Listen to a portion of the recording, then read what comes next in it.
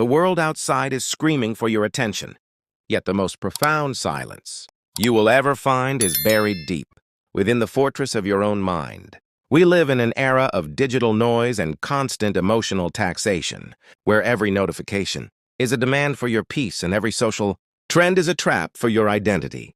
You feel it every morning, that subtle weight of expectation, the fear of falling behind, and the exhaustion of reacting to things you cannot even control. But imagine for a moment, standing in the eye of a hurricane where the winds of chaos howl all around you, yet you remain completely still, untouched, and utterly unbreakable. This is not a dream of the distant past or a myth for ancient kings. It is the promise of Stoicism, and in 2026, it is the only survival kit that matters. If you are tired of being a puppet to your circumstances and a slave to your own impulses, then the path of Marcus Aurelius is no longer optional. It is your only way out. We are not here to merely survive another year.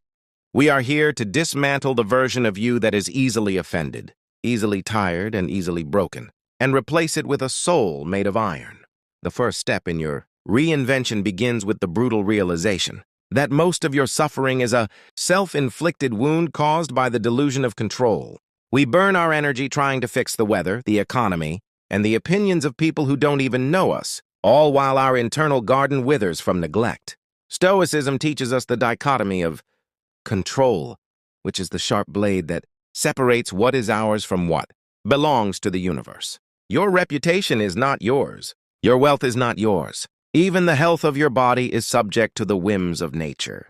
The only thing you truly own, the only thing that can never be taken from you, is the power of your own will and the quality of your judgment. When you stop trying to grab at the wind, you finally have your hands free to build your character. This year, you must practice the art of indifference toward the external. If a situation does not fall within the narrow circle of your direct influence, it deserves 0% of your emotional investment. Being unbothered isn't about being cold. It's about being so focused on your internal excellence that the external circus loses its power to distract you.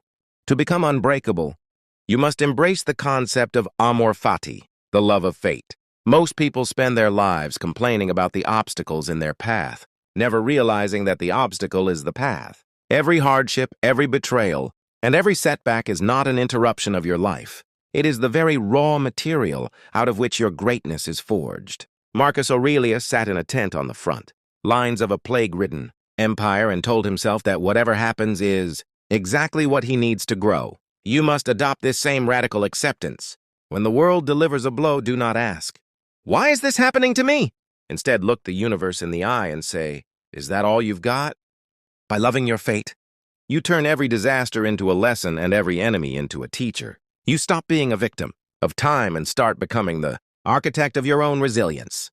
There is a terrifying freedom in knowing that no matter how hard life hits, you have the internal alchemy to turn that lead into gold. We must then address the poison of social validation, which has become the modern plague of the human spirit. You are currently carrying 1,000 invisible chains, each one forged by the need to be liked, understood, or respected by others. Stoicism demands that you break every single one of them today. A truly reinvented man or woman does not seek a mirror in the eyes of others to see their own value. You must become your own judge and your own jury. If you act with virtue and integrity, it does not matter if the world applauds or hisses. The sun shines whether people look at it or not. It is simply fulfilling its nature. Your nature is to be rational, disciplined, and courageous. When you stop looking for likes and start looking for self-respect, you become a ghost to your critics. They can no longer hurt you because you have moved your base of operations from their minds to your own heart. This is how you become truly unbothered, by realizing that other people's opinions are just noise made by biological machines, and that noise has no power to change the core of who you are. In this journey of transformation, you must master the discipline of perception. We do not see the world as it is. We see it through the distorted lens of our own fears and desires. When someone insults you, they aren't hurting you. It is your judgment that this is an insult that causes the pain. You have the power to delete that judgment instantly. You can choose to see a harsh word as nothing more than a vibration in the air. By stripping away the labels of good and bad from external events, You achieve a state of mental clarity that is impenetrable. This is the inner citadel, a fortress within your mind where you can retreat at any moment to find peace. In 2026, the world will try to label everything for you. They will tell you what to hate, what to fear, and what to crave. You must reject their labels and maintain your own sovereign perspective. Nothing is inherently catastrophic unless you decide to frame it that way. You are the narrator of your own story, and it is time you started writing a narrative of strength rather than one of grievance. Furthermore, a reinvention requires the constant awareness of your own mortality, a practice known as Memento Mori. This is not a morbid obsession with death, but a radical celebration of the present moment. Most people live as if they have 10,000 years in their pocket, wasting hours on trivialities and days on resentment. But the Stoic knows that the door is always open and the exit could come at any second. This realization acts as a powerful filter for your life. Does this argument matter if I die tonight? Does this failure matter in the face of eternity? When you realize how fleeting your time is, you lose the appetite for vanity and the patience for nonsense.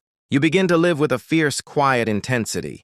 You become unbothered by small inconveniences because you are occupied with the monumental task of living well while you still can. Death is the frame that gives the painting of your life its value.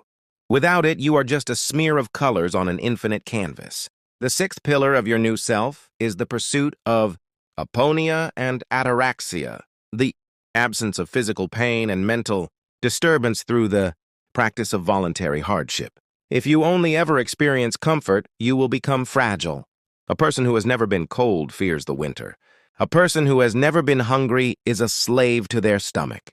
To be unbreakable in 2026, you must intentionally seek out the things that scare you and the environments that test you. Sleep on the floor once a month, fast for a day, or walk in the rain without a coat. By proving to yourself that you can endure discomfort and still remain whole, you destroy the power that fear has over you. You realize that your needs are actually just wants, and that you require very little to be happy. This radical self-sufficiency is the ultimate form of rebellion in a consumerist world. When you need nothing from the world has no leverage over you. You become a person who can survive anywhere, thrive under any pressure, and remain calm in any crisis. Finally, we come to the ultimate, Stoic value, the commitment to the common good through sympatheia.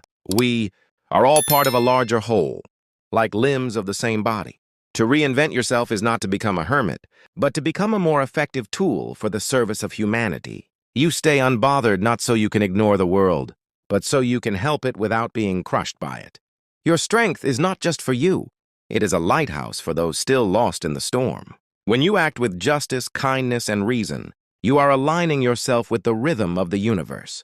This is where true meaning is found, not in the accumulation of things, but in the perfection of your character in relation to others. As you step into this new year, remember that the man in the mirror is your only competition, and the wisdom of the ages is your only guide.